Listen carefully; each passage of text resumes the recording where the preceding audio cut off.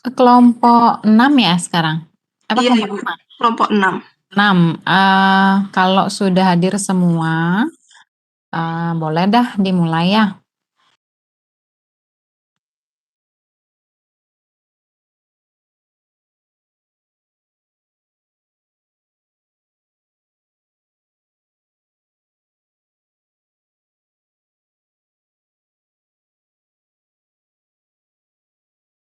Baik, terima kasih, Bu. Untuk kelompok 6 mungkin bisa dipersiapkan nggih.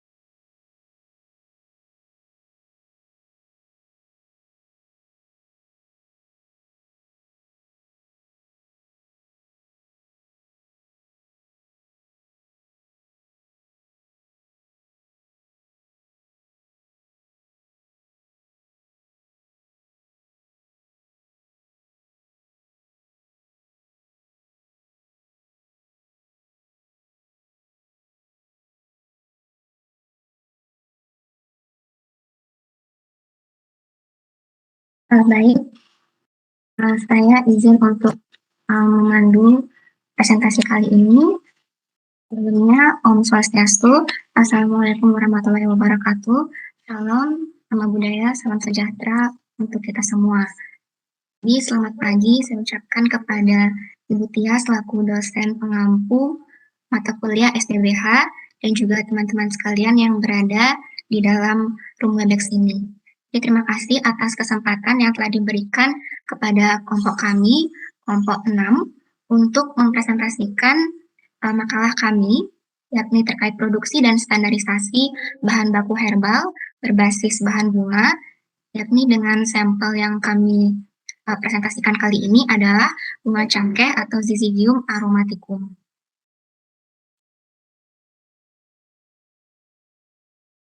Jadi next. Baik, adapun anggota kelompok 6, yakni Ega Weda Agatha NIM 36, kemudian Kade Angga Dwi Saputra NIM 37, ITD Krisnawi Rapatnyana NIM 38, Yudhitya Shalom NIM 39, dan Nimade Sugi Pratnyaswari NIM 40, dan saya sendiri Ida Ayuana Ningtyas Permatasari NIM 41, dan Dewa Ayu Trisna Damayanti NIM 42. Adapun cakupan pembahasan dalam sesi presentasi kali ini, yakni yang pertama ada pendahuluan, kemudian yang kedua tinjauan pustaka, kemudian metode kerja, yang keempat pembahasan, dan yang kelima penutup. Baik, untuk pendahuluan akan dimulai oleh teman saya Ega. Kepada Ega dipersilahkan. Baik, terima kasih atas waktunya. Perkenalkan, saya Ega Wida Agatha akan membahas tentang pendahuluan. Pertama ada latar belakang. Jadi saat ini tuh semakin berkembang jenis penyakit dan semakin banyak laporan efek samping obat modern sehingga membuat obat herbal saat ini makin banyak digemari. Satu obat itu memiliki efek samping yang membedakan antara obat sintetis dengan obat tradisional. Adalah misalnya efek samping dan berarti efek samping yang timbul akibat pemberian obat. Obat sintetis memiliki efek samping yang lebih besar dibandingkan dengan obat tradisional. Hal ini dikarenakan obat sintetis memiliki senyawa aktif murni, sedangkan obat tradisional merupakan ekstrak yang terdiri dari banyak senyawa dengan kadar kandungan kimia tertentu. Next.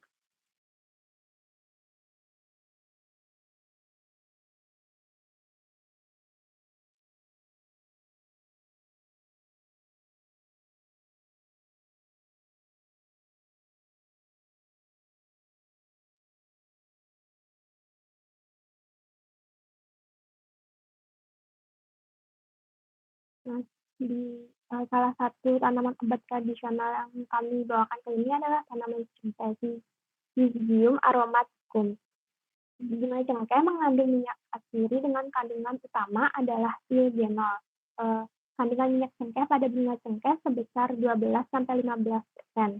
Eugenol cengkeh dapat digunakan sebagai obat untuk kesehatan manusia karena eugenol memiliki fungsi dan peran sebagai anti kanker, antibakteri, anti jamur, antioksidan, antiinflamasi, dan juga sebagai anti serangga.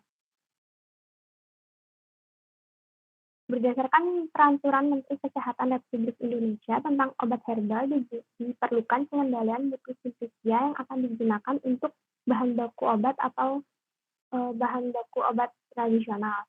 Untuk pengendalian mutu simplisia ini adalah dengan melakukan standarisasi simplisia. Standarisasi ini diperlukan agar dapat diperoleh bahan baku yang seragam sehingga dapat menjamin efek farmakologi tanaman obat tersebut. Next.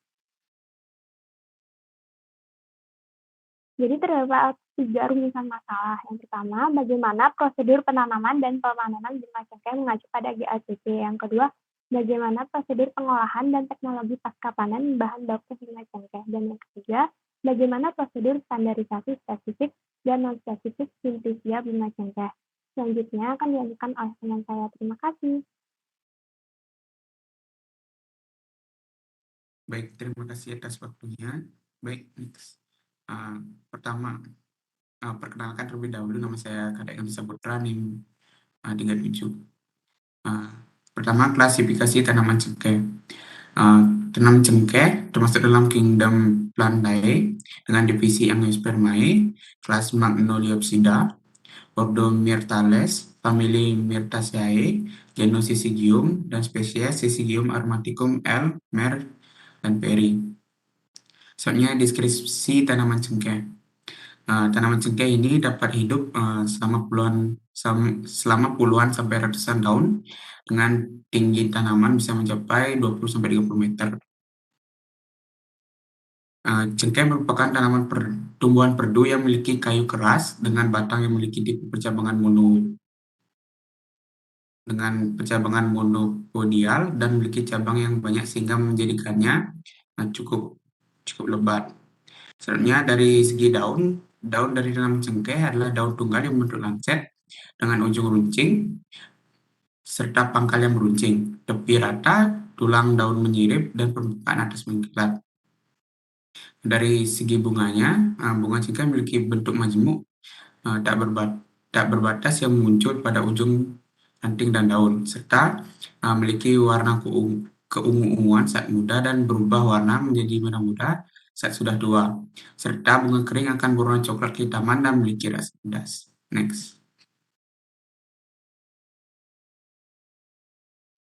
Baik, untuk manfaat dari tanaman cengkeh bagi kesehatan. Tanaman cengkeh menghasilkan minyak cengkeh yang memiliki sifat stimulan, anestetik, karminatif, antiemetik, antiseptik, dan antipasmodik. Tanaman cengkeh ini biasanya dimanfaatkan untuk mengobati sakit gigi, asam ulas, ketika haid, rematik, gagal lindu, masuk angin, dan juga sebagai ramuan penghangat badan dan penghilang rasa lemak. Selain itu, cengkeh juga mengandung senyawa aktif seperti eugenol, picornin, eugenitin, mircetin, asam galat, asam polyanolat, asam krategolik, sigmasterol, dan camferol. Yang senyawa-senyawa tersebut memiliki efek seperti untuk antioksidan, antimikroba, anti-ulcer, antiprotozoa, antifungal, antitumor, antiinflamatori, dan antiviral. Baik, next. Selanjutnya akan dijelaskan oleh rekan saya. Saya akan menjelaskan alur proses produksi cengkeh. Yang pertama adalah budidaya. Budidaya didefinisikan sebagai segala usaha manusia yang diterapkan pada suatu kegiatan penanaman tanaman yang diharapkan akan diperoleh hasil yang lebih baik dengan tanpa adanya usaha budidaya. Tujuannya itu dilakukan untuk menghasilkan simplisia yang berkualitas. Menurut Kemenkes RI, prosedur budidaya yang baik adalah sebagai berikut. Yang pertama, pemilihan lokasi tanaman.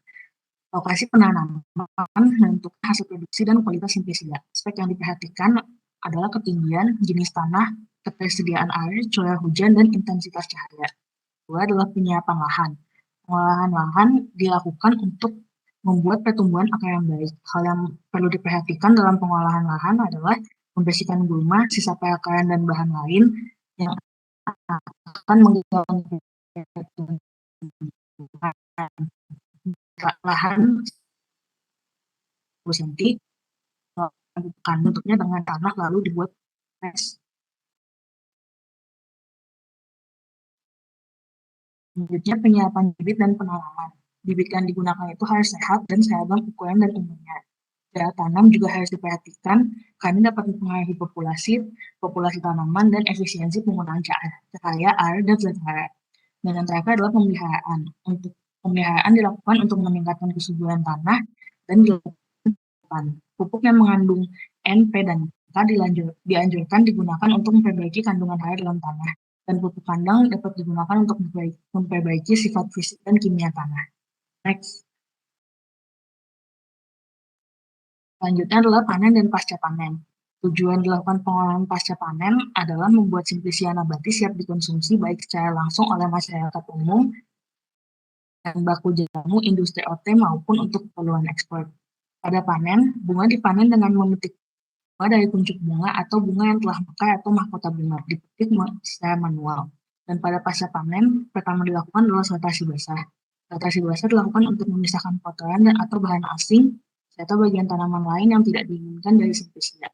Pemisahan bahan simplisia dari kotoran bertujuan untuk menjaga kemurnian serta mengurangi kontaminasi awal yang dapat mengganggu proses selanjutnya, mengurangi cemaran mikroba serta memperoleh simplisia dengan jenis dan ukuran yang steril. Next.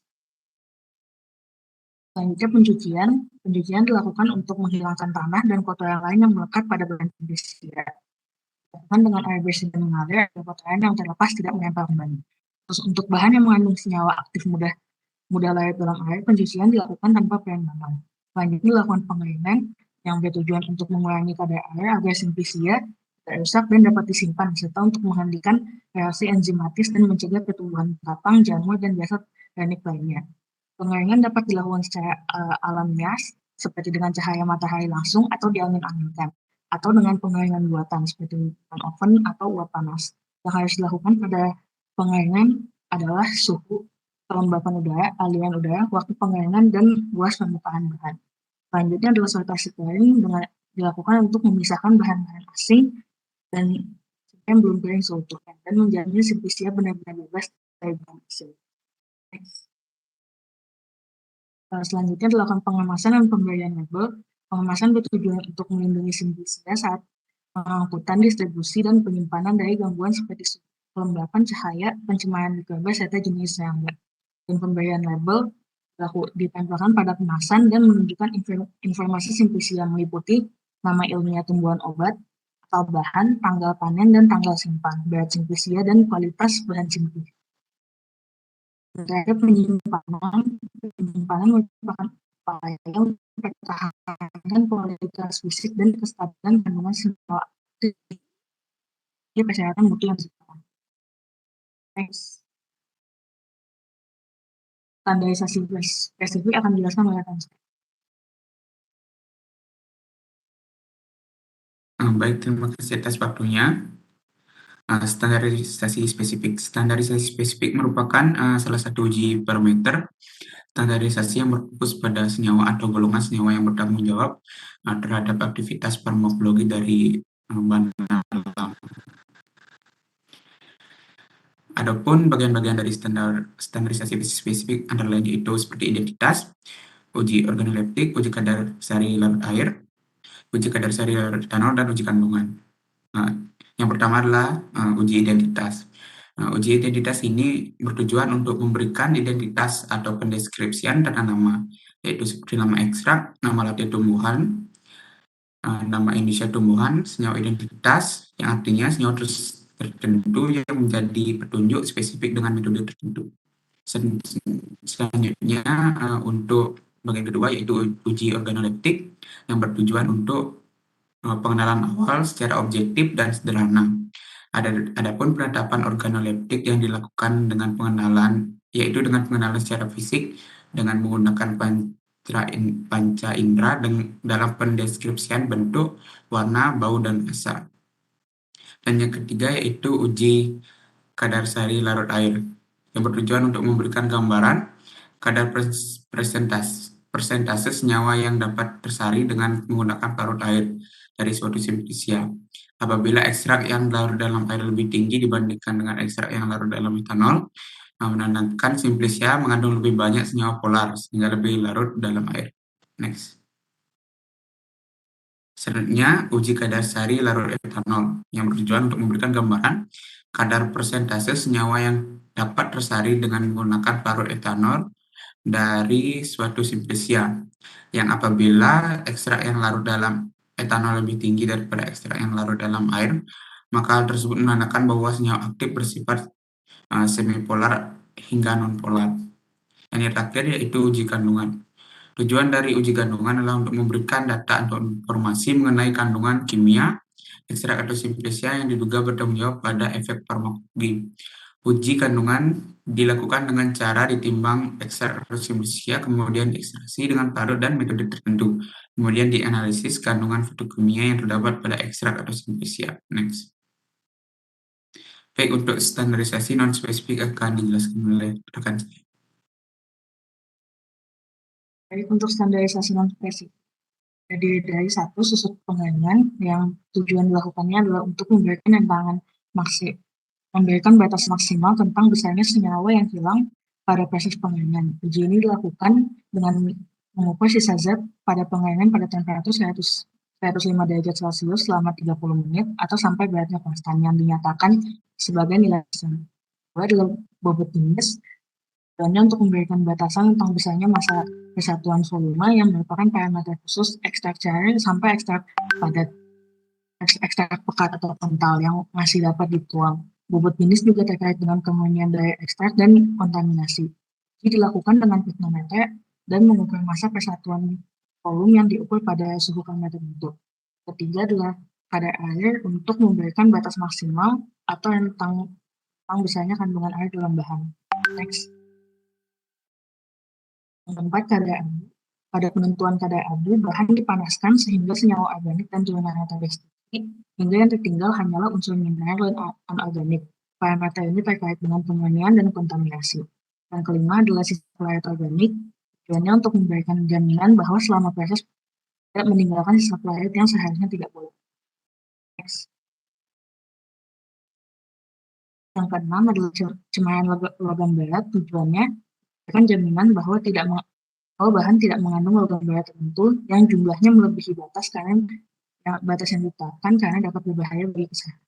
Yang kedua adalah cemaran mikroba, tujuannya untuk memberikan jaminan bahwa bahan tidak mengandung mikroba patogen melebihi batas karena berpengaruh pada stabilitas ekstrak dan berbahaya bagi ekstrak. Metode kerja akan dijelaskan oleh rekonstruksi. Baik, terima kasih atas kesempatannya. Jadi dari metode kerja yang pertama itu ada pembenihan dan pembibitan, di mana benih tanaman cengkeh ini diambil dari buah yang telah masak. Benih yang akan digunakan ini dibersihkan dan direndam dalam air selama 24 jam untuk meningkatkan kadar airnya. Selanjutnya, benih disemai pada media tanam berupa sabut kelapa yang dihaluskan atau dengan bedengan tanah. Lalu dilanjutkan dengan pembibitan selama 1 hingga 2 tahun hingga diperoleh bibit yang siap tanam. Adapun kriteria bibit cengkeh yang baik adalah memiliki tinggi minimal 60 cm untuk bibit yang berusia 1 tahun atau 90 cm untuk bibit yang berusia 90 tahun.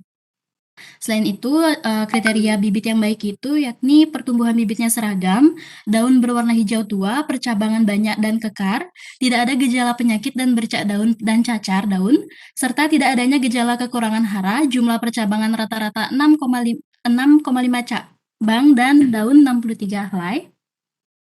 Kemudian memiliki akar tunggang yang lurus dan batang tunggal, perakaran sehat dengan kedalaman kurang lebih 20 cm dan ke samping kurang lebih 12 cm dengan 30-35 akar cabang. Selanjutnya adalah penanaman, di mana curah hujan optimal untuk perkembangan tanaman cengkeh sendiri berkisar antara 1.500 sampai 2.500 mm per tahun atau 2.500 hingga 3.500 mm per tahun. Dengan intensitas penyinaran matahari ini sekitar 61 sampai 66% dengan suhu 22 hingga 28 derajat Celcius.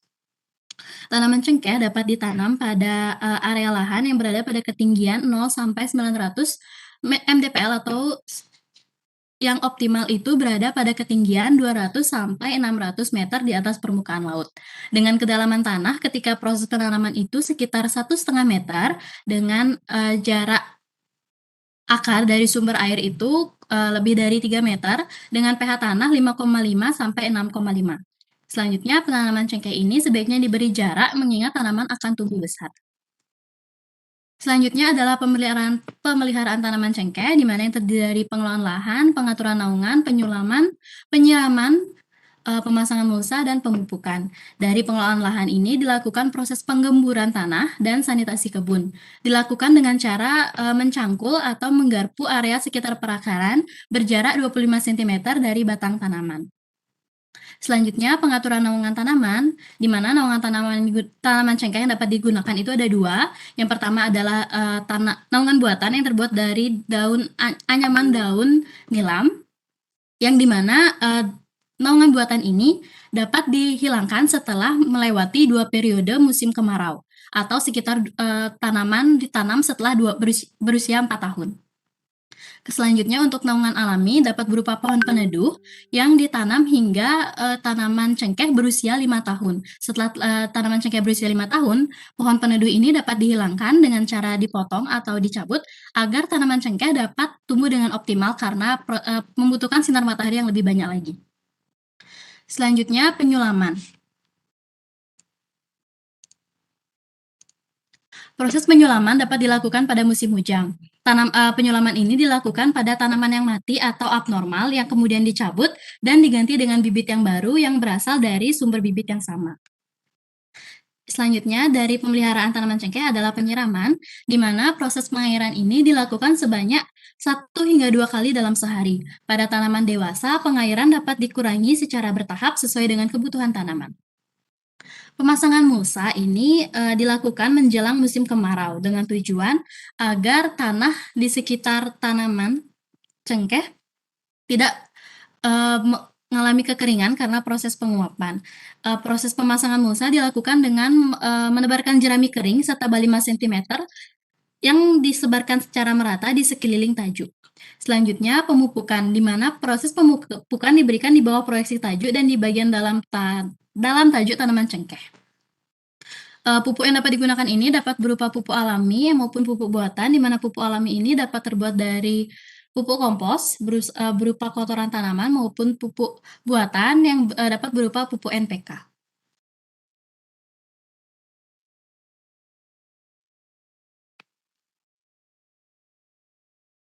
Selanjutnya adalah proses panen tanaman cengkeh, di mana dari proses panen tanaman cengkeh ini digunakan yang dipilih bunga cengkeh itu yang telah memenuhi persyaratan berupa berumur 6 bulan sejak bakal bunga keluar, kemudian terdapat 1 hingga 2 bunga yang mekar tiap tandannya, bunga berwarna kuning kemerahan, kepala bunga masih tertutup, berisi dan mengkilat. Seperti yang dapat dilihat pada slide, bunga seperti inilah yang baik untuk dipanen pada proses pemanenan bunga cengkeh, di mana dalam setiap bunga cengkeh yang dipanen ini memiliki kadar air sekitar 60-70%. Adapun cara yang dapat dilakukan untuk memanen bunga cengkeh adalah dengan menjepit tangkal bunga dengan tangan kiri, kemudian dipatahkan tangkai karangan pada jarak 1 cm di atas ketiak daun atau di atas buku daun dengan gunting atau kuku. Selanjutnya, tahapan pasca panen bunga cengkeh terdiri dari sortasi basah, pemeraman, pengeringan, sortasi kering, pengemasan, dan penyimpanan.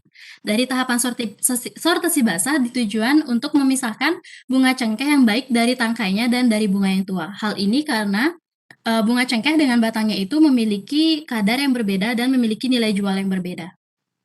Selanjutnya, proses pemeraman, di mana proses pemeraman ini dilakukan sebelum proses pengeringan dengan cara menyimpan bunga cengkeh selama 24 jam untuk mempersingkat proses waktu pengeringan dan juga untuk memperoleh hasil pengeringan yang memiliki kualitas yang baik. Selanjutnya adalah proses pengeringan, di mana proses pengeringan ini dapat dilakukan secara alami maupun dengan buatan. Proses pengeringan secara alami ini dilakukan dengan bantuan sinar matahari, sedangkan dengan buatan ini dilakukan dengan mesin pengering. Akan tetapi, pengeringan dengan mesin buatan ini tidak boleh dilakukan hingga melebihi suhu 56 derajat Celcius karena akan mempengaruhi kandungan yang ada dalam bunga cengkeh.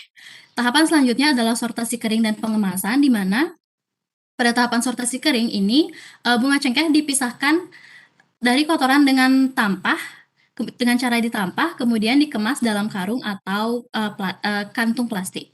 Selanjutnya, penyimpanan cengkeh ini yang telah kering disimpan pada tempat yang tidak lembab, dan memiliki banyak ventilasi. Disusun pada para-para dengan ketinggian 20 hingga 30 cm.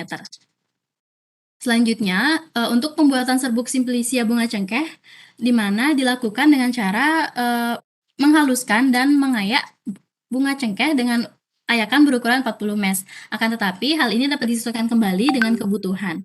Selanjutnya, serbuk hasil hayakan kemudian disimpan pada tempat kering dan terhindar dari sinar matahari langsung. Untuk presentasi selanjutnya akan dijelaskan oleh rekan saya. Terima kasih. Baik, saya izin untuk melanjutkan presentasi terkait metode standarisasi spesifik dan juga non-spesifik pada simplicia bunga cengkeh. Jadi untuk standarisasi spesifik simplicia bunga cengkeh yang pertama dilakukan uji organoleptis, di mana ini untuk menguji kebenaran identitas dari suatu tumbuhan, di mana dilakukan pemeriksaan secara visual meliputi pemberian warna, kemudian bau dan rasa. Setelah itu hasil uji dilakukan penyesuaian dengan monografi simplicia yang diacu.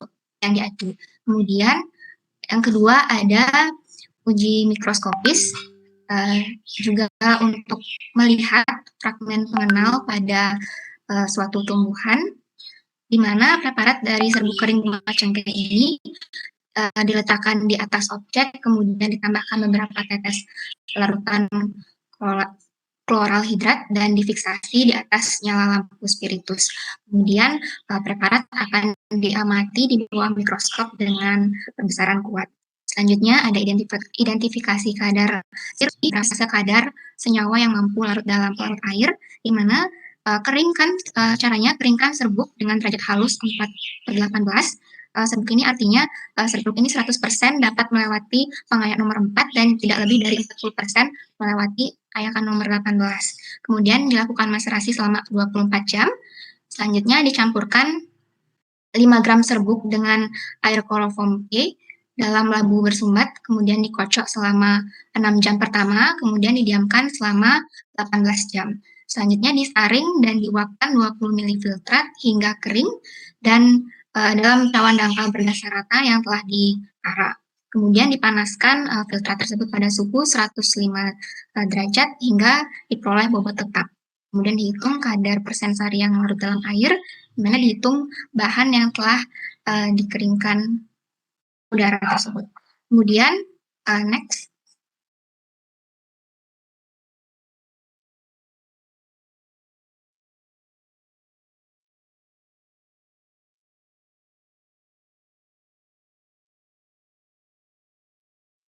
Selanjutnya adalah identifikasi kadar sari larut etanol, di mana pengerjaannya sama seperti identifikasi kadar sari larut pada pelarut air, hanya saja pelarut yang digunakan itu adalah pelarut etanol, di mana dikeringkan serbuk dengan derajat halus 4/18 di udara, kemudian dimaserasi selama 24 jam, kemudian dicampurkan 5 gram serbuk dengan etanol 95% dalam labu bersumbat sambil berkali-kali dikocok selama 6 jam, kemudian didiamkan selama 18 jam.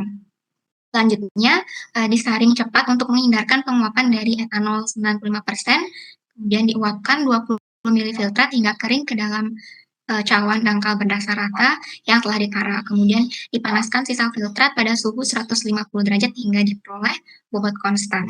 Dan dihitung kadar dalam persen sari yang larut dalam etanol 95%.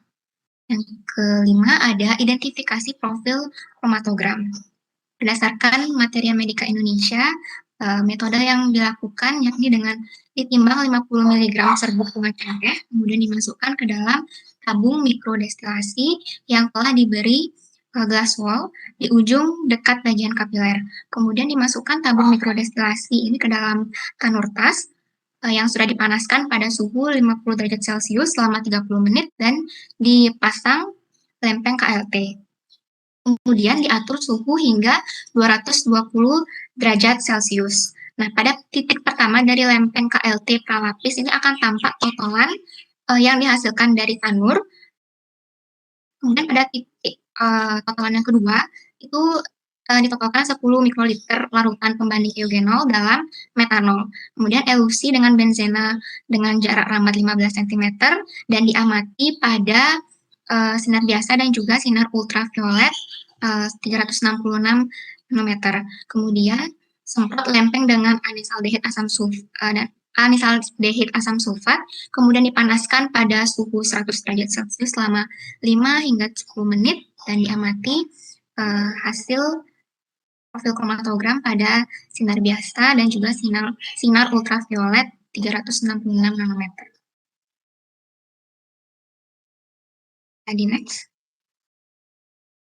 Selanjutnya ada penetapan kadar minyak atsiri, yakni dalam materi medika Indonesia itu dicampur bahan yang akan dianalisis yakni serbuk bunga cengkeh ke dalam labu dengan cairan penyuling, kemudian dipasang alat dan diisi buret dengan air hingga penuh, kemudian dipanaskan dengan penanas udara, selanjutnya dilakukan penyulingan berlangsung dengan lambat tetapi teratur. Setelah penyulingan itu selesai, biarkan selama tidak kurang dari 15 menit, kemudian dicatat volume minyak atsiri pada buret, dan hitung kadar minyak atsiri dalam persentase volume per bobot. Selanjutnya ada uji fitokimia, mana juga berdasar pada materi Amerika Indonesia. Untuk simplisia cengkeh bisa dilakukan uji flavonoid, di mana pada 2 mg serbuk bunga ditambahkan 5 tetes asam sulfat. Hasil positif menunjukkan warna merah hati. Kemudian ada uji fenol, dengan 2 mg serbuk bunga itu ditambahkan 5 tetes larutan besi 3 klorida, dan hasil positif ditunjukkan dengan warna hijau tua. Kemudian untuk pengujian uji steroid, dilakukan dengan menimbang 500 mg bunga, kemudian dimaserasi dengan pelarut 10 ml pelarut eter selama 5 menit, selama beberapa jam, kemudian uapkan filtrat dalam cawan penguap, kemudian pada residu ditambahkan 2 tetes asam asetat anhidrat dan juga 1 tetes asam sulfat, di mana hasil positif untuk uji steroid pada bunga cengkeh ini akan terjadi warna ungu kehijauan. Selanjutnya ada uji Willstatter, yakni untuk menguji keberadaan flavonoid juga, yakni dilakukan dengan menimbang 1 gram serbuk bunga, kemudian ditambahkan 100 ml air panas, kemudian dididihkan selama 5 menit dan disaring. Pada filtrat ditambahkan serbuk magnesium, kemudian 5 ml larutan alkohol klorhidrik dan amil alkohol, kemudian dikocok kuat dan dibiarkan memisah. Dan hasil positif ditunjukkan adanya warna merah jingga pada lapisan amil alkohol. Jadi next.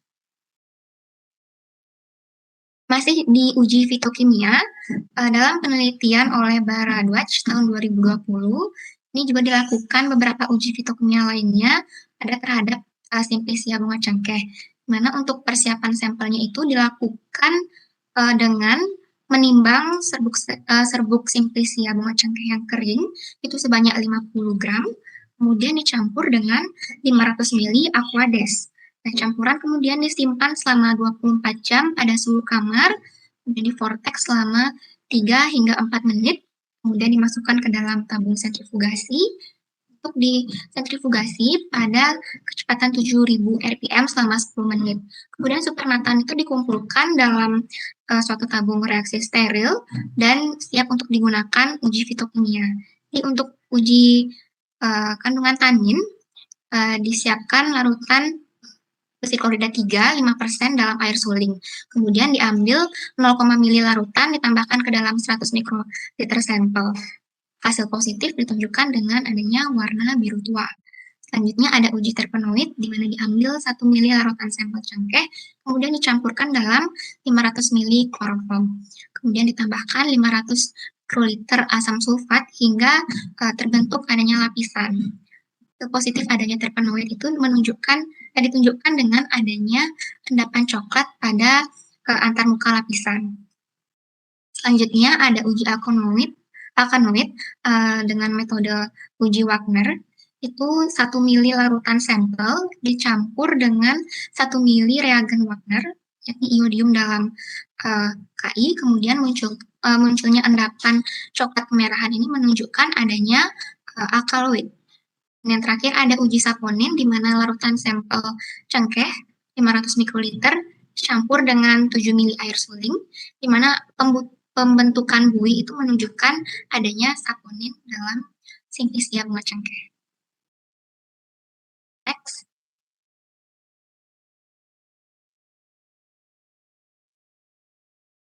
Berikutnya terkait standarisasi non-spesifik Simplicia bunga cengkeh. Yang pertama ada penetapan kadar air. Penetapan kadar air ini pada Simplicia bunga cengkeh itu dapat dilakukan menggunakan destilasi dengan menggunakan reaksi toluen. Di sampel Simplicia bunga cengkeh ini ditambahkan masing-masing sebanyak 5 gram, kemudian dimasukkan ke dalam labu kering. Selanjutnya dimasukkan kurang lebih 200 ml toluan jenuh air ke dalam labu, kemudian dirangkai alat destilasi. Kemudian dimasukkan toluan jenuh air ke dalam tabung penerima melalui pendingin sampai leher alat penampung. Kemudian labu dipanaskan secara hati-hati selama 15 menit pada suhu 105 derajat Celcius. Kemudian setelah toluan mulai mendidih, atur penyulingan dengan kecepatan kurang lebih dari 2 tetes setiap detik hingga sebagian besar air tersuling. Kemudian dinaikkan kecepatan penyulingan hingga 4 tetes setiap detik dan dilanjutkan penyulingan selama 5 menit. Kemudian pada tabung penerima didinginkan sampai suhu ruang. Selanjutnya volume air yang didapatkan dibaca setelah air dan toluen memisah sempurna dan dihitung kadar air dalam persentase volume per bobot. Dari Materia Medica Indonesia edisi 6. Selanjutnya ada penetapan kadar abu, yakni dilakukan kurang lebih 2-3 gram zat dimasukkan ke dalam krus platina atau krus silikat yang telah dipijarkan dan ditara, kemudian diratakan. Pijarkan perlahan-lahan hingga arang habis, kemudian didinginkan dan ditimbang. Jika dengan cara ini arang tidak dapat dihilangkan, dapat ditambahkan dengan air panas, kemudian saring melalui kertas saring bebas abu. Kemudian pijarkan sisa dan kertas saring dalam krus yang sama, kemudian dimasukkan filtrat ke dalam krus, diuapkan, kemudian dipijarkan hingga bobot tetap dan ditimbang. Selanjutnya ada metode penetapan kadar abu yang dilakukan dalam penelitian Kaur et al. Tahun 2019, di mana terdapat 2 gram bubuk cengkeh yang sebanyak 2 gram, kemudian dimasukkan ke dalam krus dan dipanaskan dalam oven selama 3 jam pada suhu 100 derajat Celcius. Serbuk cengkeh kemudian dimasukkan ke dalam tanur pada suhu 550 derajat Celcius dan dipanaskan hingga berwarna putih dan bebas karbon. Setelah itu, krus dapat disimpan dalam desikator, kemudian ditimbang kembali setelah didinginkan. Adapun rumus perhitungan untuk persentase kadar abu, yakni berat setelah pemijaran dalam gram dibagi dengan berat sampel yang diambil dalam gram juga, lalu dikalikan 100%.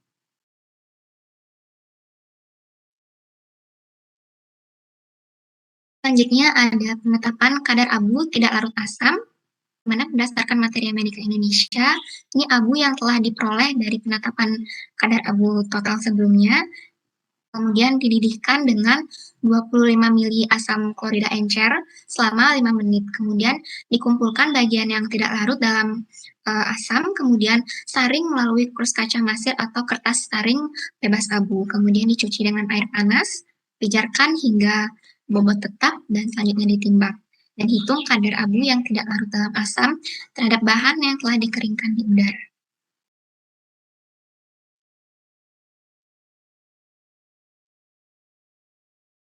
Baik, selanjutnya adalah rancangan alur, di mana seperti yang sudah dijelaskan sebelumnya, dimulai dari budidaya tanaman cengkeh, dimulai dari pembenihan, pembibitan, penanaman, dan pemeliharaan bunga cengkeh. Kemudian selanjutnya dilakukan panen.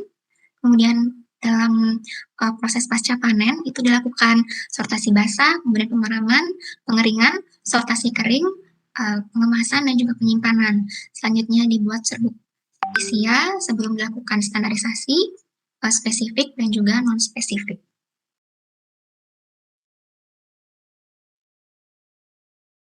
Baik, sekian presentasi dari saya. Untuk terkait pembahasan akan dilanjutkan oleh teman saya. Terima kasih. Baik, terima kasih atas kesempatannya. Saya Dewa Ayu Trisna, NIM 42, akan melanjutkan presentasi mengenai pembahasan. Yang pertama, terkait budidaya tanaman cengkeh, terutama pada pembenihan dan pembibitan. Nah, benih cengkeh di sini harus segera disemai pada pembenihan karena tidak dapat disimpan terlalu lama karena bersifat rekalsitran.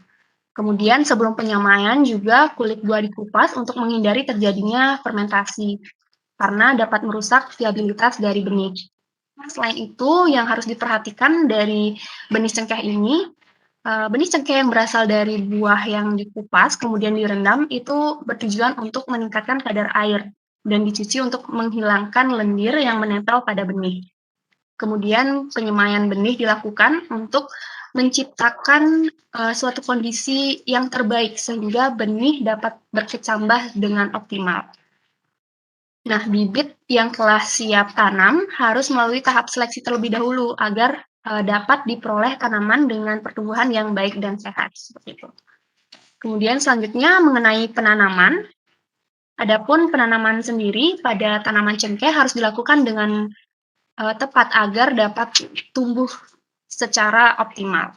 Penanaman cengkeh dapat dilakukan pada ketinggian 0 sampai 900 mdpl, namun jika mencari optimalnya itu pada ketinggian 200 hingga 600 mdpl. Semakin tinggi tempat tanam pada produksi bunga cengkeh, maka bunga yang didapatkan itu akan semakin rendah. Tetapi perlu diperhatikan pertumbuhan tanaman akan semakin subur seperti itu.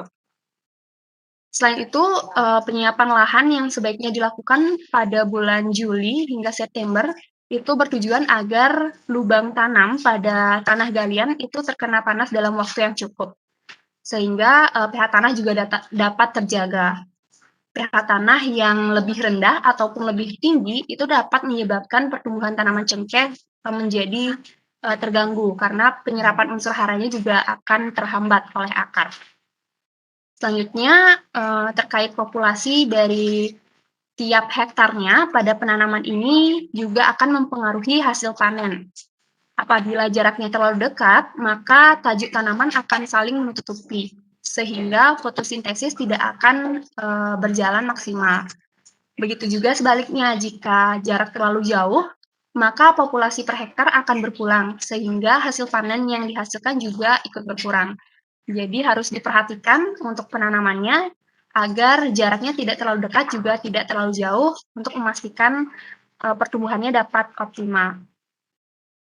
Untuk yang selanjutnya adalah pemeliharaan. Pada tanaman cengkeh sendiri yang baru berusia 1 sampai 5 tahun, itu merupakan periode yang kritis di mana sekitar 10 hingga 30% tanaman yang akan ditanam itu memungkinkan mengalami kematian atau bahkan perlu dilakukan penyulaman karena berbagai penyebab. Misalnya seperti adanya penyakit, kemudian kekeringan, kalah bersaing dengan gulma, ataupun penyebab lainnya. Nah, naungan ini sangat dipentingkan digunakan pada tahap awal pertumbuhan tanaman cengkeh untuk menghindari agar tanaman terkena cahaya yang cukup dan tidak berlebihan karena cahaya berlebihan dapat menyebabkan kekeringan pada bunga cengkeh. Proses penyulaman ini juga dilakukan pada musim hujan bertujuan untuk menghindari kematian tanaman akibat kekurangan air. Sedangkan untuk pemasangan mulsa seperti jerami itu bertujuan untuk menjaga kelembaban tanah di sekitar tanaman cengkeh dan memberikan kondisi yang lebih baik bagi pertumbuhan akar. Selain itu, yang perlu diperhatikan pada pemeliharaan adalah pemupukan. Pemupukan dapat dilakukan untuk memperbaiki pertumbuhan tanaman dan meningkatkan produksi cengkeh setelah panen, sehingga dihasilkan cengkeh yang maksimal. Baik, next. Selanjutnya adalah panen. Dari bunga cengkeh sendiri, pemanenan dapat dilakukan setelah bunga cengkeh berumur 6 bulan sejak bakal bunga keluar dan terdapat 1 hingga 2 bunga yang mekar pada 1 bakal bunga. Nah, semakin tua bunga cengkeh yang dipanen, maka kadar minyak atsirinya dan kadar eugenolnya akan semakin tinggi. Tetapi di sini perlu menjadi catatan bahwa kadar serat kasar bunga akan semakin rendah. Kemudian jumlah bunga per tangkai juga akan menentukan jumlah keseluruhan bunga yang akan dipanen pada suatu pohon cengkeh. Jumlah bunga per tangkai yang sedikit dapat disebabkan oleh rontoknya bunga ketika masih di pohon atau pada saat proses pemetikan. Baik, next. Ya. Selanjutnya adalah pasca panen. Di sini untuk pengelolaan hasil panen bunga cengkeh dapat dilakukan untuk menjaga kualitas panen yang dihasilkan. Pada tahap pertama, itu sortasi basah, bunga cengkeh dan tangkainya itu perlu dipisahkan karena masing-masing bagian tersebut memiliki mutu yang berbeda. Pemeraman juga selanjutnya harus dilakukan bertujuan untuk mempersingkat waktu pengeringan dan juga membantu memperbaiki warna cengkeh sehingga menjadi lebih hitam mengkilat. Setelah itu dilakukan pengeringan dengan mesin pengering, namun dengan catatan tidak boleh dilakukan hingga kadar air 14% dan suhu lebih dari 56 derajat Celcius karena dapat merusak senyawa dalam cengkeh atau bahkan merusak cengkehnya secara langsung seperti itu, bisa membuat cengkehnya hancur. Kemudian pengelolaan yang sebelumnya saya sebutkan itu dilakukan agar tidak terjadinya kehilangan masa bunga juga, seperti misalnya bunga yang rusak ataupun rontok pada saat pemetikan ataupun pengangkutan nantinya. Dari sumber literatur yang kami peroleh, dari 100 kg bunga cengkeh basah yang dipanen, itu memungkinkan akan diperoleh sekitar 31,99 kg bunga cengkeh kering.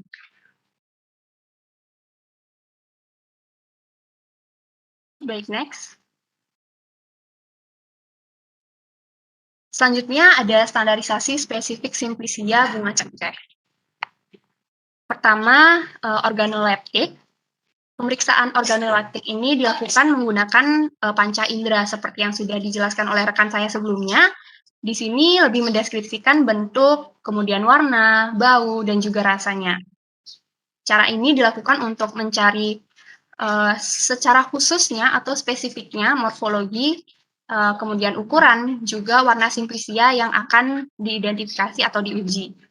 Nah, menurut MMI Jilid 6, simplicia bunga cengkeh di sini merupakan kuncup bunga Syzygium aromaticum yang memiliki warna coklat, kemudian baunya aromatik kuat dengan rasa agak pedas. Kemudian bunga cengkeh ini memiliki panjang 10 mm sampai 17,5 mm. Dasar bunga hipatikum berisi 4, agak pipih, kemudian bagian atas meliputi bakal buah yang tenggelam, kemudian berongga 2 berisi banyak bakal buah yang melekat pada sumbu plasenta. Daun kelopaknya itu 4 helai, tebal, berbentuk bundar telur atau segitiga. Kemudian juga runcing dan daun mahkotanya itu biasanya 4 helai dengan warna yang lebih muda dari warna kelopak. Kemudian juga dapat dilihat bahwa dari kelopaknya tidak mekar, kemudian tipis seperti selaput, saling menutupi seperti susunan genting. Benang sari itu banyak berbentuk melengkung ke dalam atau segi 4 dengan panjang 2,5 mm sampai 4 mm.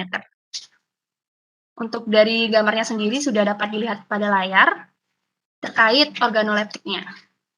Selanjutnya pada mikroskopisnya itu pada penampang melintang bunga di bawah bakal buah itu tampak sel epidermis berbentuk 4 persegi panjang terdiri dari satu lapis sel dengan kutikula yang tebal. Nah, pada pengamatan paradermal akan tampak sel epidermis berbentuk poligonal dengan dinding sel yang rata. Juga akan terlihat stomata bundar tipe anomositi. Kemudian juga pada bagian korteks terdapat beberapa lapis sel parenkim berbentuk poligonal atau hampir bundar.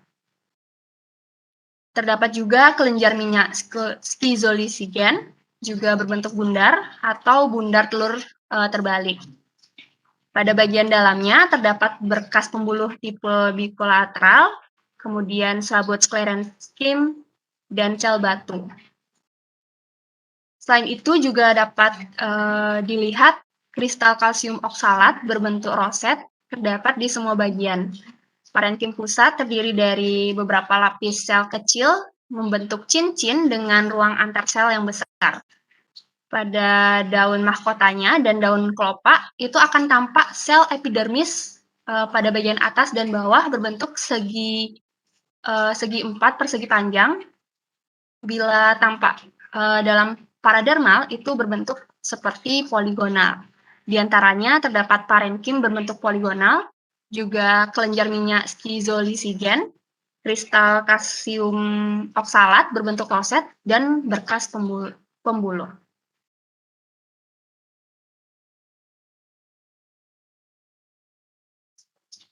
Baik, untuk selanjutnya, mikroskopi selanjutnya adalah fragmen pengenal di sini pada dasar bunga hepatikum seperti yang sudah disampaikan sebelumnya. Kemudian di sini pada bagian pertama merupakan fragmen dasar bunga, kemudian pada bagian kedua yaitu epidermis dasar bunga, bagian ketiga yaitu kelenjar minyak schizolisigen, bagian keempat yaitu epidermis daun mahkota, bagian kelima yaitu sel daun dan sklereid, kemudian bagian keenam berkas pembuluh dan selabut sklerentim, bagian ketujuh adalah fragmen tangkai sari, bagian ke-8 fragmen kepala sari, bagian ke-10 bagian ke-9 adalah serbuk sari berkelompok atau lepas di sini, dan yang ke-11 pada gambar itu kristal kalsium oksalat.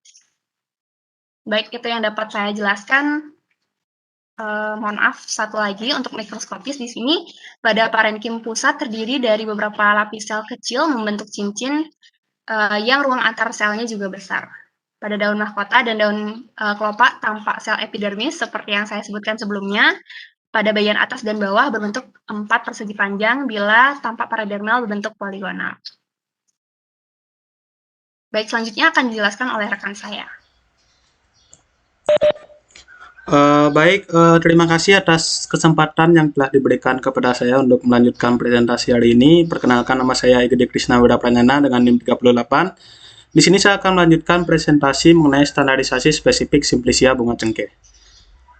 Diawali dari identifikasi kadar sari larut air, di mana penetapan kadar sari larut air ini memiliki tujuan untuk mengetahui jumlah senyawa yang dapat tersari dengan air dari suatu Simplicia. Nah, menurut buku Materia Medika Indonesia jilid 6, kadar sari larut air dari Simplicia bunga cengkeh adalah tidak kurang dari 5,5%. Dilanjutkan dengan identifikasi kadar sari larut etanol, di mana identifikasi ini menunjukkan banyaknya senyawa organik atau metabolit sekunder yang dapat larut dalam etanol yang digunakan dan ditentukan secara gravimetri. Nah, berdasarkan buku Materia Medika Indonesia jilid 6, kadar sari larut etanol Simplicia bunga cengkeh adalah tidak kurang dari 3%. Next. Nah, kemudian dilanjutkan dengan identifikasi profil kromatogram. Nah, berikut merupakan kromatogram tampak bercak dengan warna dan HRX yang ditampilkan pada tabel berikut. Nah, harga HRX dihitung terhadap bercak warna ungu dari kromatogram pembanding eugenol. Nilai HRX menunjukkan suatu perbandingan jarak total perambatan suatu zat analit pembanding dihitung dari titik pentolan zat terhadap jarak rambat pembanding yang dikalikan dengan 100. Sedangkan HRX merupakan perbandingan jarak perambatan suatu zat analit atau sampel terhadap jarak lambat fase geraknya. Harga air F bercak berwarna ungu hijau lebih kurang 45, dikutip dari buku Materia Medica Indonesia jilid 6. Next. Kemudian dilanjutkan dengan penetapan kadar minyak atsiri. Berdasarkan penelitian Ramlingen et al. Tahun 2019, menunjukkan limit kadar minyak atsiri yang digunakan yaitu sebesar 1,5 sampai 2,1 ml. Pada sampel yang diuji didapatkan salah satu hasil yang memenuhi kriteria kadar minyak atsiri sesuai ketentuan yang telah ditetapkan, yaitu sebesar 1,5 ml pada produk A. Next.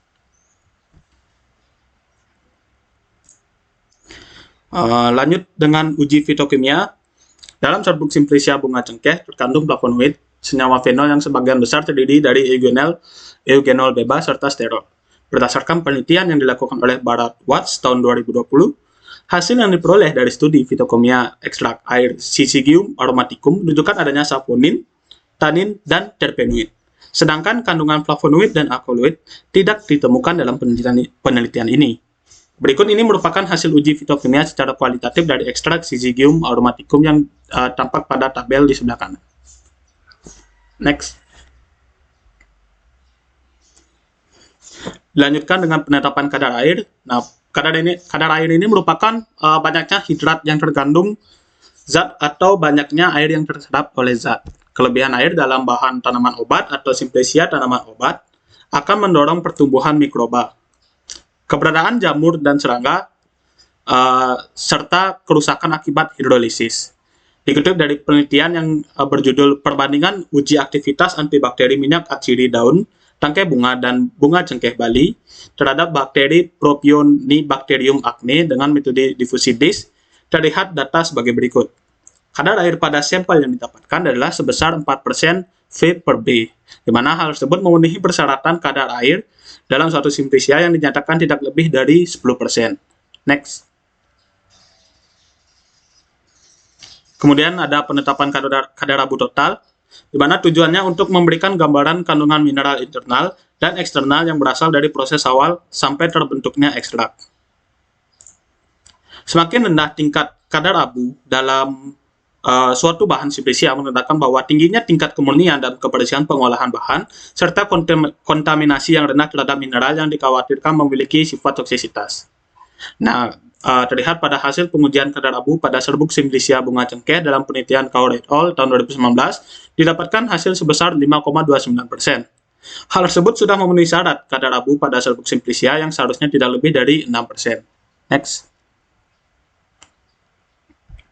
Kemudian ada penetapan kadar abu tidak larut asam, di mana bertujuan untuk mengetahui jumlah pengotor yang berasal dari pasir atau tanah silikat. Adapun metode dari penetapan kadar abu tidak larut asam ini menggunakan abu yang diperoleh dari penetapan kadar abu total dengan penambahan HCl untuk mengetahui kontaminasi yang bersumber dari faktor eksternal, misalnya pasir dan debu yang melekat pada proses pembuatan maupun pengeringan Simplicia. Nah, berdasarkan Materia Medica Indonesia jilid 6, dinyatakan bahwa kadar abu tidak larut asam dari bunga cengkeh adalah tidak lebih dari 0,5%. Next. Kemudian untuk selanjutnya bisa dilanjutkan oleh teman saya. Terima kasih.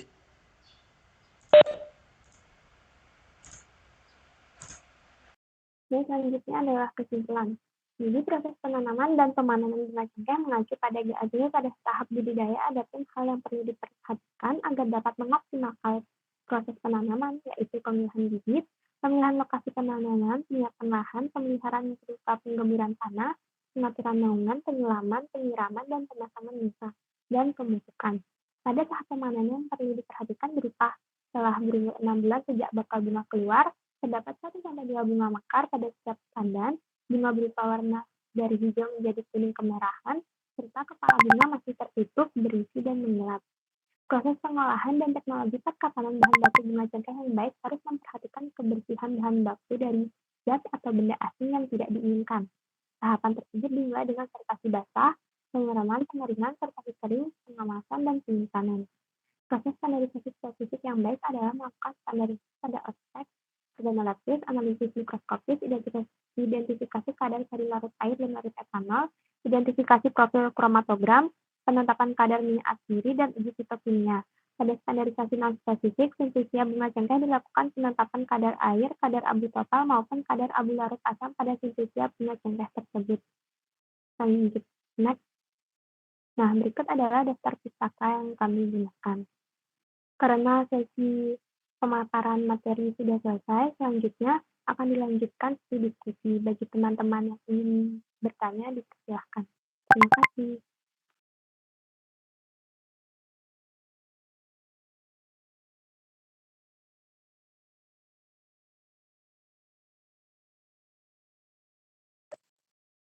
Izin bertanya.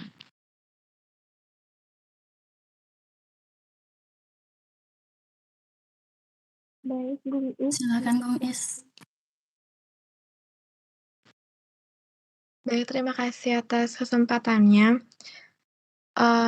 Ingin bertanya terkait pemeraman tadi, yang sebelum dijemur harus dilakukan pemeraman terlebih dahulu. Itu kan seperti membuat dia agar lebih berwarna coklat, begitu baru dia dijemur. Itu tujuannya untuk apa? Kenapa harus dilakukan seperti itu dulu baru dijemur? Kalau saya mikir-mikir, apakah pemeraman itu sama dengan menjemurnya pada dengan menjemur pada sinar matahari tidak langsung? Itu kan sama aja kayak buatan namanya itu layu terus coklat, kemudian dia akan mengering perlahan-lahan. Itu tujuan akhirnya apa sih yang diinginkan? Terus kalau misalnya dia nggak dilakukan pemeraman itu gimana gitu? Kan sama aja, apakah bisa dengan pengeringan dengan cara tidak langsung di bawah sinar matahari tanpa melakukan proses pemeraman tersebut? Apakah dapat dimengerti ya pertanyaannya?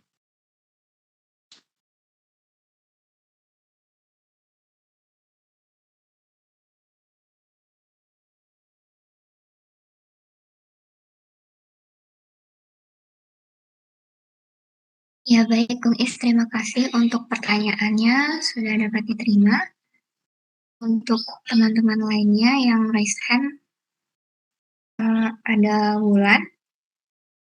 Wulan bisa. Tes, apa suara saya sudah terdengar? Ya, sudah Wulan. Oke, jadi terima kasih sebelumnya atas kesempatannya. Perkenalkan, nama saya Nika Desmandiari, NIM 2022. Saya izin bertanya kepada kelompok yang presentasi. Dari materi tadi, saya izin bertanya, apakah di dalam tanaman cengkeh sendiri bisa terkena seperti organisme pengganggu tanaman atau UPT yang mendapat menyerang tanaman cengkeh sehingga bisa mempengaruhi proses budidaya? Apa pertanyaan saya bisa ditangkap ya? Iya, Wulan, sudah. Terkait organisme pengganggu tanaman. Oke, terima kasih.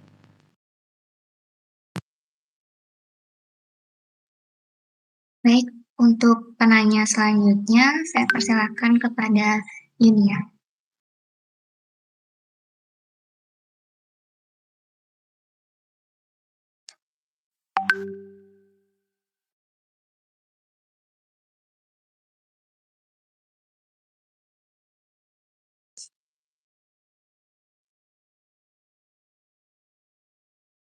Izin bertanya. Tadi kan dijelaskan mengenai penggunaan mulsa itu. Nah, setahu saya itu selain mulsa dari bahan alami, misalnya seperti jerami, itu bisa dipakai mulsa dari bahan lainnya, misalnya seperti plastik. Nah, apa pertimbangan kelompok ini menggunakan untuk budidaya cengkeh ini menggunakan mulsa dari jerami seperti itu? Apa untung ruginya menggunakan mulsa dari jerami dibanding dengan mungkin seperti itu? Terima kasih.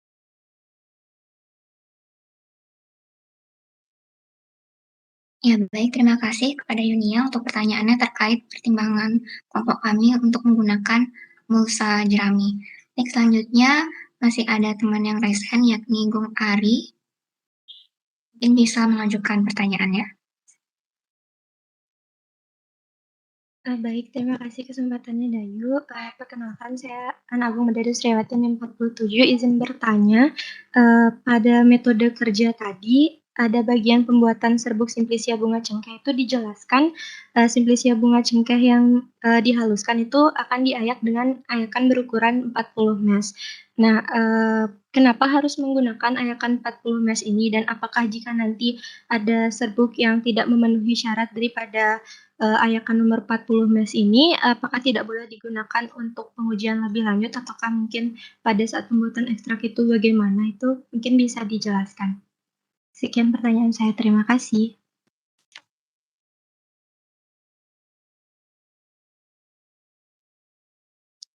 Baik, terima kasih untuk Bung Ari atas pertanyaannya terkait pembuatan serbuk Simplicia menggunakan ayakan ukuran 40 mes. Jadi kami mohon izin sebentar untuk berdiskusi untuk menjawab pertanyaan dari teman-teman.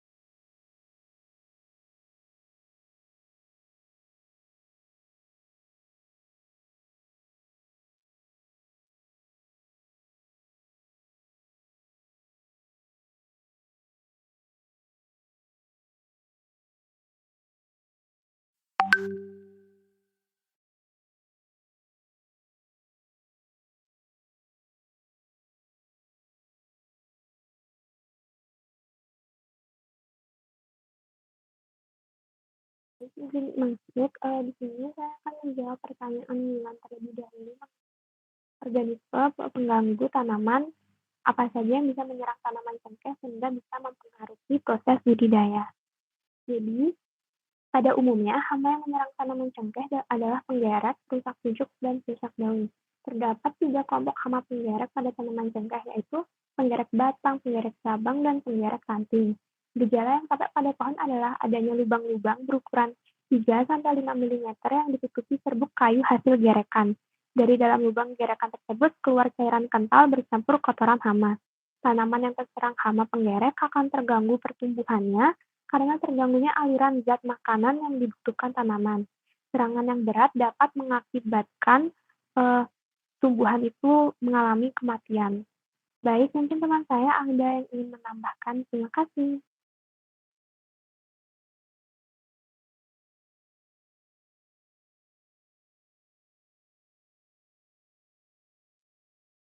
Baik, saya izin menambahkan dari pertanyaan untuk organisme pengganggu tanaman yang menyerang tanaman cengkeh. Selain yang sudah disebutkan sebelumnya, di sini juga ada jamur akar putih, itu menjadi salah satu OPT pada cengkeh. Namun kasusnya lebih jarang ditemukan daripada hama penggerek tadi.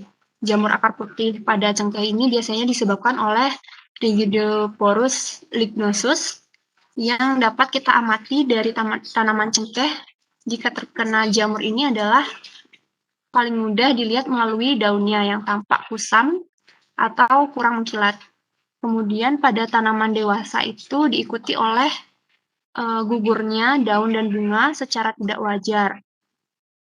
Untuk solusinya sendiri adalah dengan pencegahan dapat dilakukan dengan membersihkan pangkal batang jika terdapat benang mulsa yang mengganggu, karena itu menjadi deteksi awal akan adanya infeksi jamur ini. Karena jamur akar ini bersifat saprofit, yang nantinya akan menyerang pada tanaman yang kondisinya sedang lemah, maka pencegahan lainnya yang dapat dilakukan adalah dengan perawatan tanaman bunga cengkeh dengan baik, seperti itu. Baik, jika rekan saya ada tambahan, dipersilakan.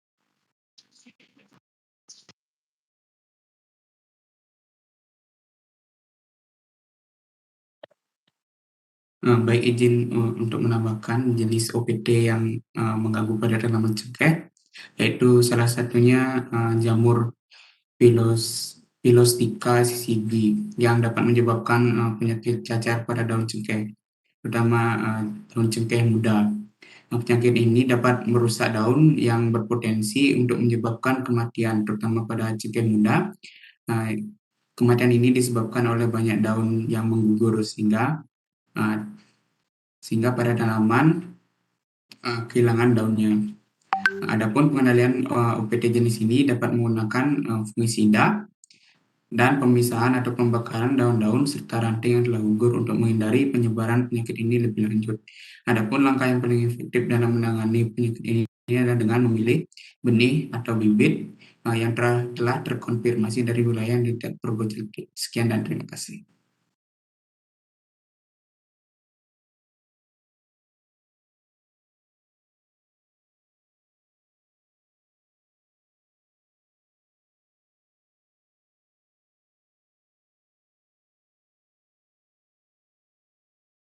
Baik, mungkin sekian jawaban dari kami untuk menjawab pertanyaannya dari Wulan. Wulan, apakah jawaban dari kami sudah dapat diterima? Baik, sebelumnya terima kasih atas jawabannya, sudah lengkap sekali dan sudah dapat diterima. Terima kasih. Baik, terima kasih Wulan. Dan selanjutnya saya izin untuk menjawab pertanyaan dari Gung Istri NIM 11. Sebelumnya perkenalkan, saya Ida Aya Daningtyas NIM 241.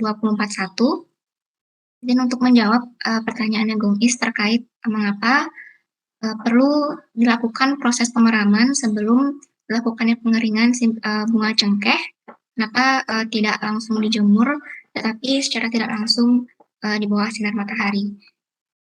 Baik, saya izin untuk menjawab. Jadi kondisi bunga cengkeh kering yang diminati oleh produsen itu yang memiliki mutu yang baik, di mana ciri-cirinya memiliki permukaan yang licin, mengkilat, dan juga berwarna coklat kehitaman. Juga pada bagian kepala bunganya itu terlihat lebih terang. Semakin pudar dari warna cengkeh yang sudah kering ini, biasanya berwarna coklat atau coklat keputih-putihan, itu menandakan kondisi cengkeh yang terlalu kering dan juga umumnya aromanya sudah berkurang dari biasanya. Karena pada saat panen bunga cengkeh itu yang dipetik adalah yang berwarna kemerahan dan selanjutnya akan dicari produk cengkeh kering yang berwarna coklat gelap, maka lebih baik dilakukan proses pemeraman terlebih dahulu dengan tujuan untuk memperbaiki warna cengkeh menjadi coklat gelap. Pemeraman ini itu bisa dilakukan dengan cara memasukkan bunga cengkeh tersebut ke dalam plastik, kemudian dimasukkan ke dalam wadah yang sebelumnya sudah dijemur 2 hingga 3 jam. Pemeraman ini bisa dilakukan selama 24 jam Mana pada saat pemeraman ini yang terjadi itu adalah suatu reaksi enzimatis dan oksidasi, sehingga itu bisa menghasilkan warna coklat gelap pada bunga cengkeh. Dalam beberapa literatur yang dicari sebelumnya, itu juga ada penelitian yang menyatakan bahwa hasil warna bunga cengkeh yang melalui proses pemeraman terlebih dahulu, kemudian dijemur, itu menghasilkan warna coklat yang lebih gelap dibandingkan dengan cengkeh yang langsung dijemur di bawah sinar matahari.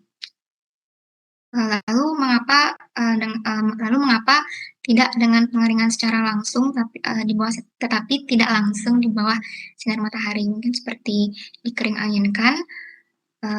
Perlakuan tersebut itu memang bisa membuat bunga cengkeh itu akan kering, tetapi untuk mendapatkan reaksi enzimatis memperoleh warna coklat gelap itu diperkirakan masih belum optimum.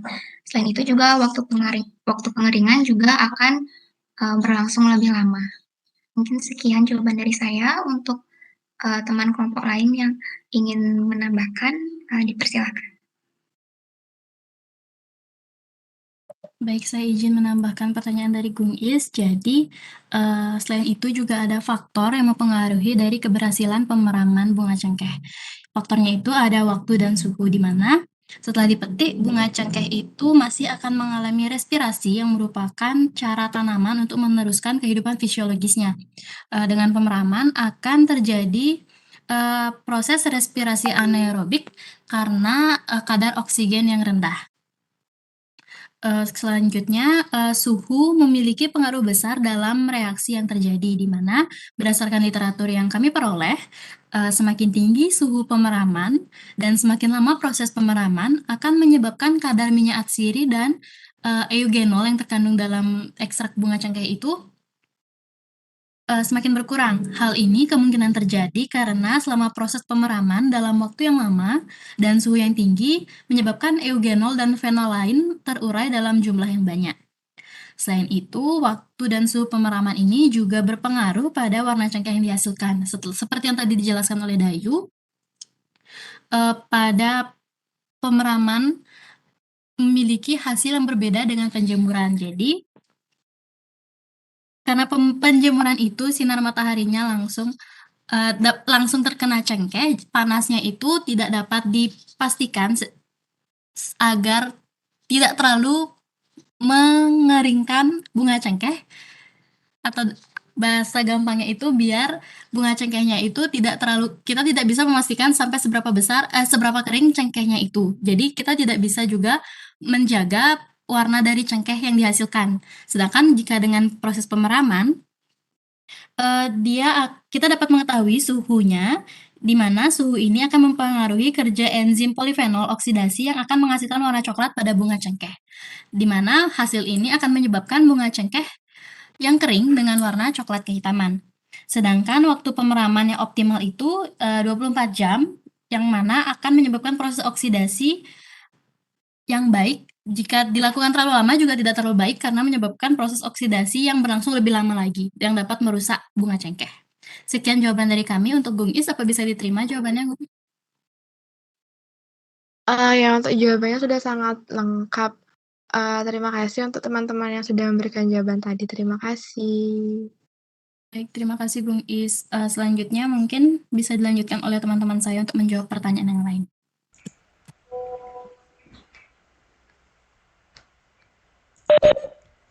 Baik, terima kasih atas kesempatan yang telah diberikan. Jadi di sini saya ingin menjawab pertanyaan Yunia, yaitu mengenai pertimbangan dari kelompok kami menggunakan mulsa jerami dan penanganan khususnya. Nah, untuk pertimbangannya dapat berupa pertimbangan biaya yang relatif murah, kemudian tersedia banyak setelah panen padi, dan penggunaannya relatif sederhana. Nah, seperti yang diketahui, pemasangan mulsa berupa jerami ini bertujuan untuk menjaga kelembapan tanah di sekitar tanaman cengkeh dan memberikan kondisi yang lebih baik lagi bagi pertumbuhan akar. Nah, karena jerami ini mempunyai sifat yang dapat menurunkan suhu lingkungan, mulsa jerami ini juga memiliki sifat yang mempunyai daya ikat air yang tinggi dengan Dengan adanya kondisi tersebut dapat menyebabkan keadaan sekitar tanah menjadi lebih rendah suhunya, sehingga dapat mendukung dari tujuan pemasangan mulsa berupa jerami tadi. Kemudian untuk penanganan khususnya untuk jerami yang sebelum disebarkan di atas tanah sebagai mulsa, sebaiknya dicacah terlebih dahulu. Kemudian setelah beberapa waktu perlu ditambahkan kembali cacahan jerami untuk mengganti mulsa jerami yang telah terurai. Begitu. Apakah dari Junia dapat diterima jawabannya?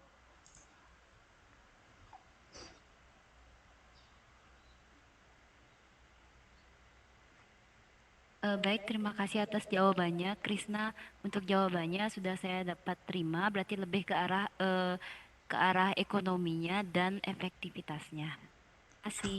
Ya, terima kasih.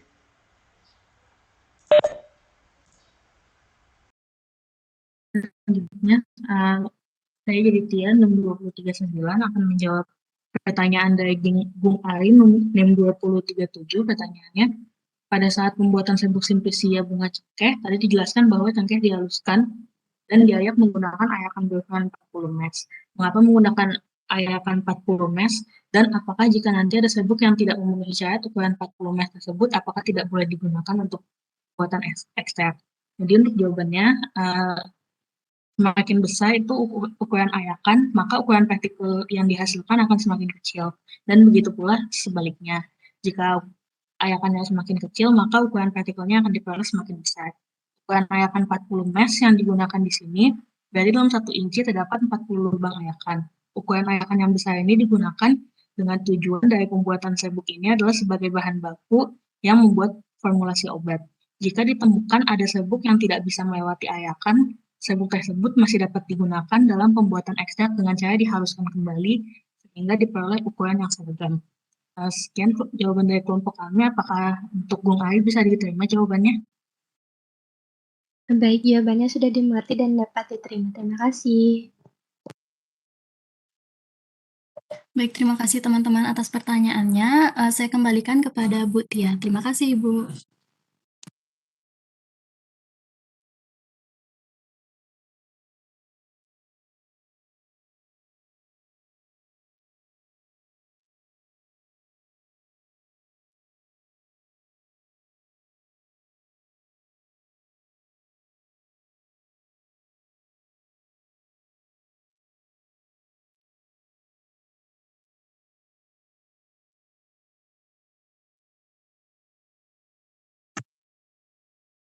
Saya didengar, Dek.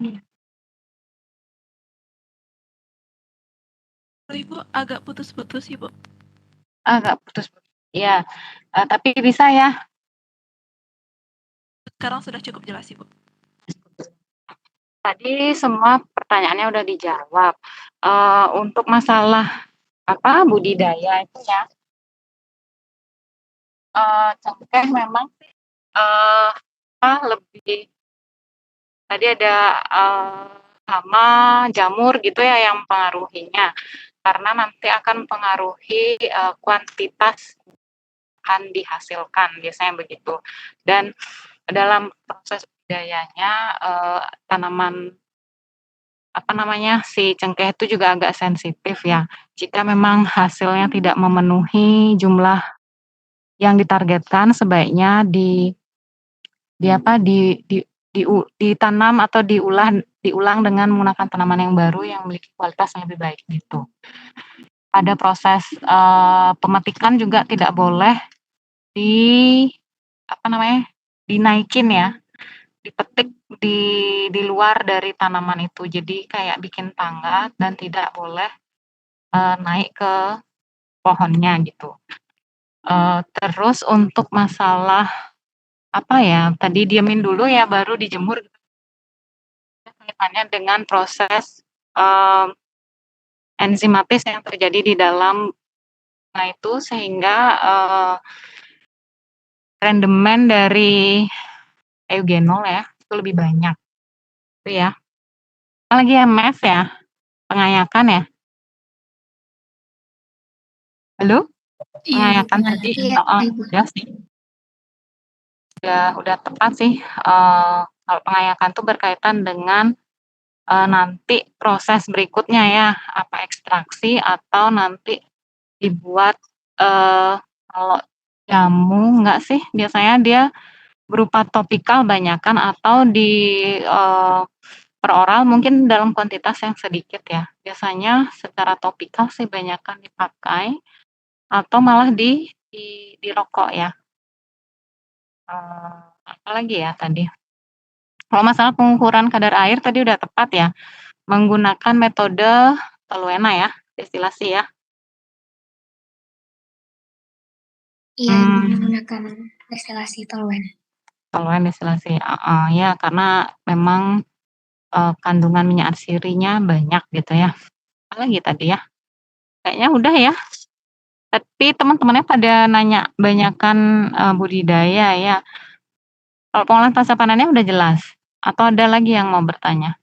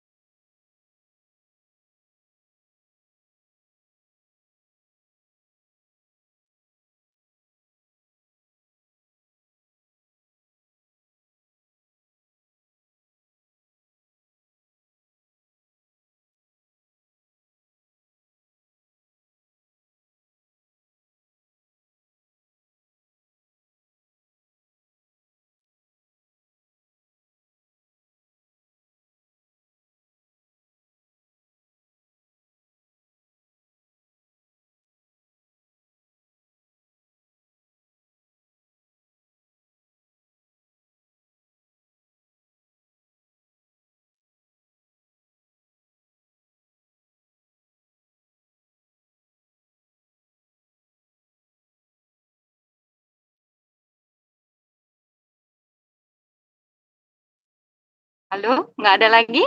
Atau ada lagi yang mau ditanyakan dari kelompok 6?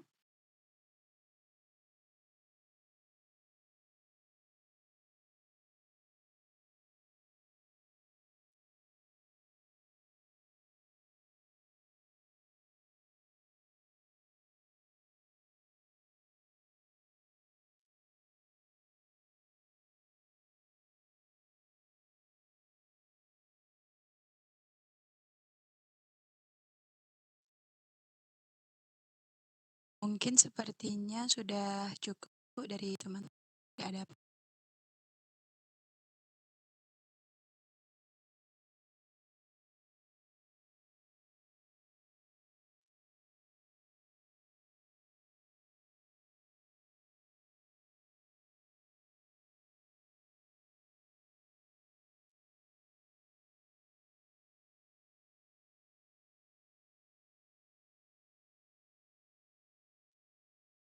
Udah nggak ada? Berarti sudah nih? Udah bisa diakhiri?